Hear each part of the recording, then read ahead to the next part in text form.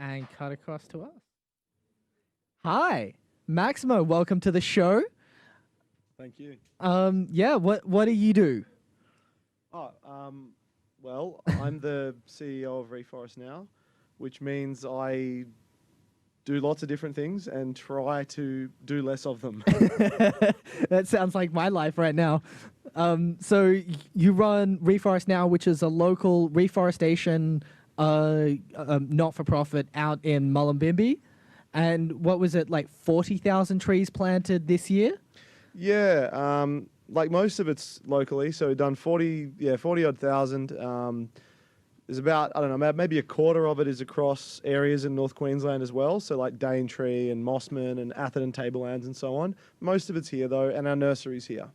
Oh, that's pretty amazing. So you're doing reforestation with local plants, and I know you have a genetics degree, so you can actually speak to how to have a genetically diverse enough ecosystem so that they don't, get inbred trees, no matter how much people don't think that's a thing.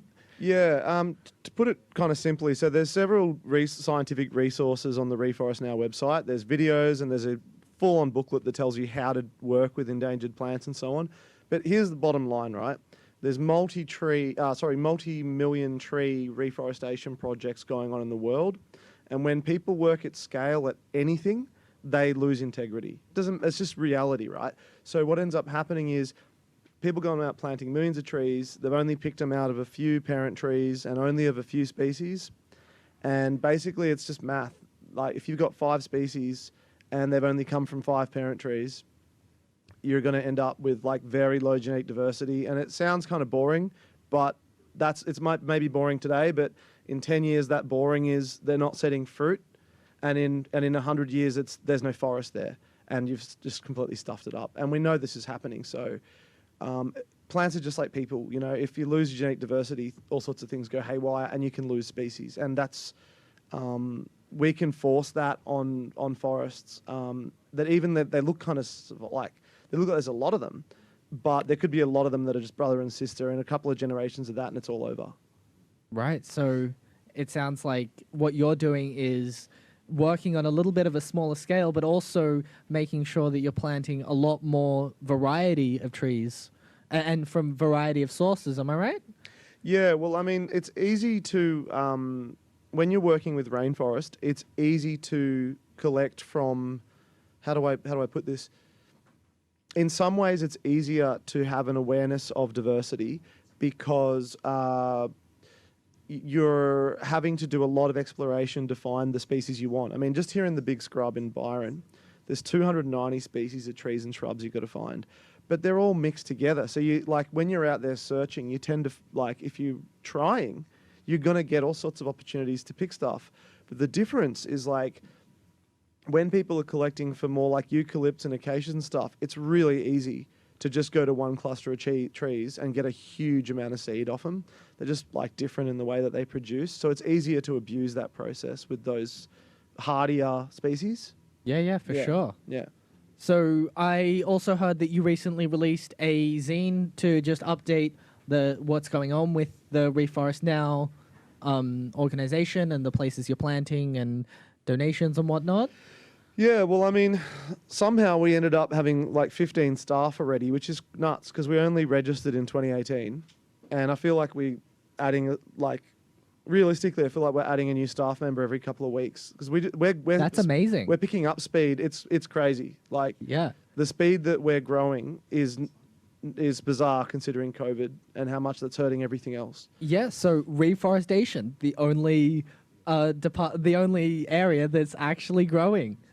Well, I mean, thank God in a way because look, that we have so many transient problems as humans and they seem so important to us at the time, but climate change doesn't care about our regional, localized 21st or 22nd century problem. It doesn't care. It's way bigger than that. So I would hope that everywhere in the world that reforestation stays a priority because it's one of the main things that we can actually do to slow down climate change. And it's not going to stop it on its own. We're going to need awesome new technology and we're going to do that as well. Right? Yeah. We're going to have new technology and trees And also, you know, having to actually pull back a little bit on the things we're spending our energy on, and the amount we drive, the amount we fly, all of that stuff. We're gonna have to sacrifice a bit of it, but it's good to be adding back to the world.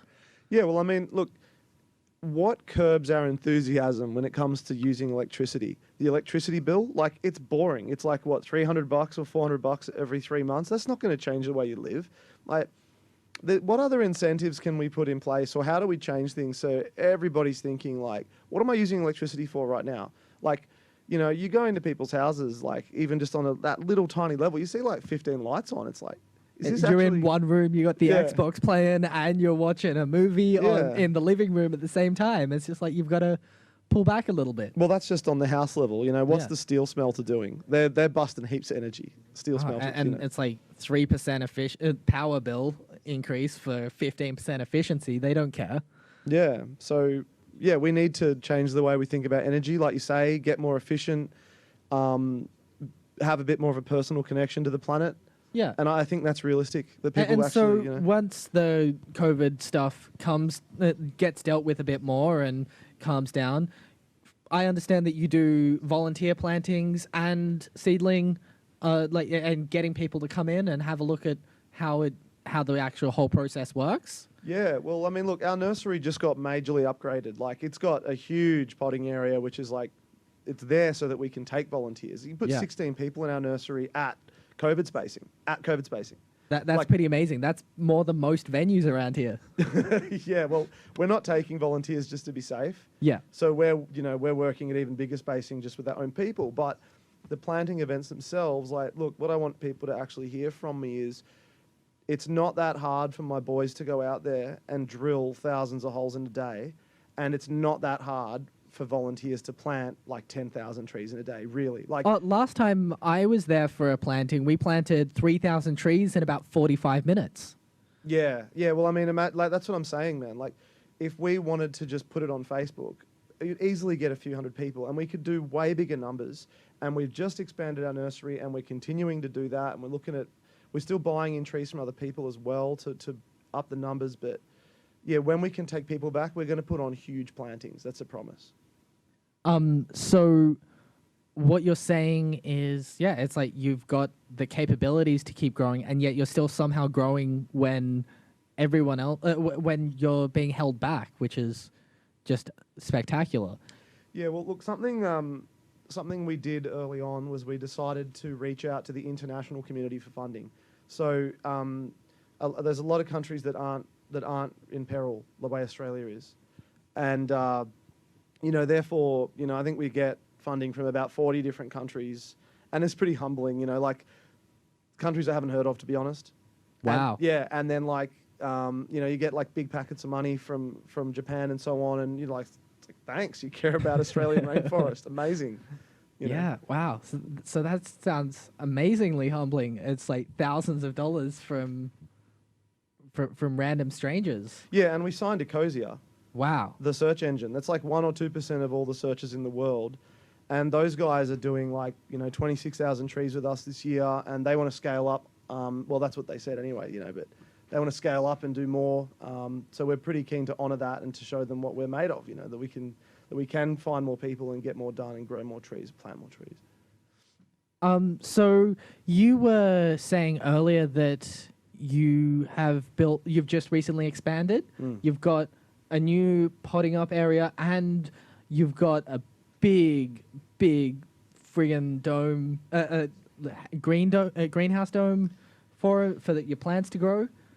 Yeah, well, that's at least 30,000 trees at a time that can handle, just on its own. Just on the growing phase. Yeah, so like 30,000 trees over the span of how long? Well, they're only in there a couple of months because it's hot as hell inside, right? We designed it to be hot, and then they're rainforest trees and they're moist, and we keep them wet. They grow fast.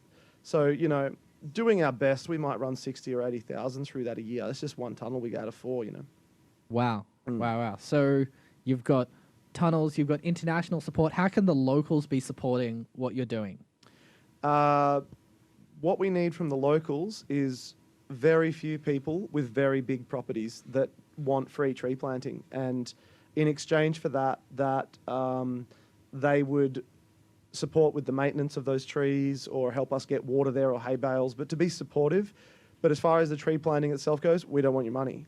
We don't want any of it. You just want land. Is that what you just need space to plant your trees? You're producing too many too fast to be able to plant them properly. Yeah, I mean, look, let's be frank. It's like we have like 20 odd sites in Byron, and every little job you do is inefficiency.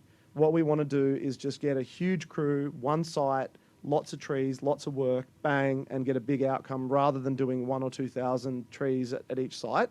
What we really need is people. We've got like 10 hectares, 5 hectares, stuff like that. Make a landscape scale difference. And you've got to also remember that like the bigger the piece of forest you create, it's like a living thing. So the bigger it is, the more resilient it is, and that will spread and affect the nearby area. So the bigger the single piece we make, the more it'll help everything around it. So, and if people need to have this land, they just go to your Facebook page and get in contact with you there? Yeah, well, you'll see ReForest Now Australia on Facebook. You'll see us on Instagram. Also, it'll say ReForest Now Australia. And our website is reforestnow.org.au. But we search engine, we come up pretty easy if you just do ReForest Now. Awesome. Yeah. So anyone with land, please reach out and get in contact, because it's like these sorts of things, especially in this time, is a great thing to actually be doing something positive for the world. Yeah, well, I mean, look, it's I'll say something abstract. So for people that don't plant trees or don't reforest, you drive around or you walk around the world and you just see forest at different stages. But when you engage at some level, when you engage in reforestation, you change the way you see that environment.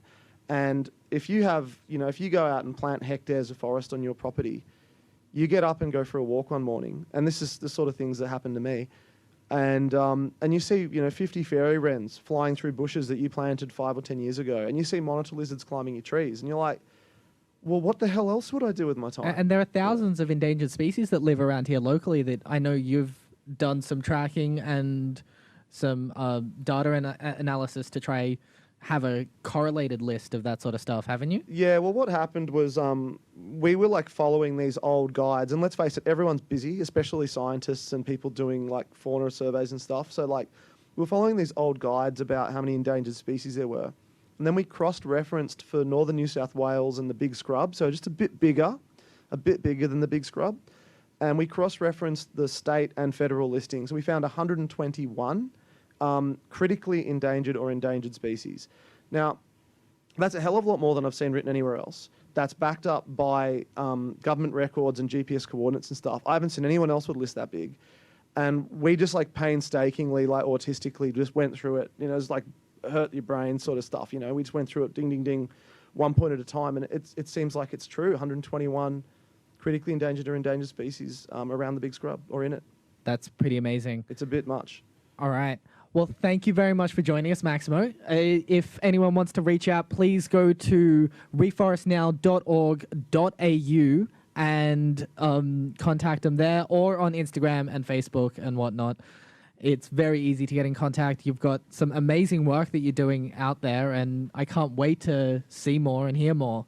And I know that when this comes back to post-COVID or whatever, that we've definitely got some projects in the works with you as well. So keep an eye out. All right, next up, we have our video of the week. The video of the week is a local artist called, a local band, called Seaside, and they've got a song called Sycamore that we'll talk to you more about in a minute.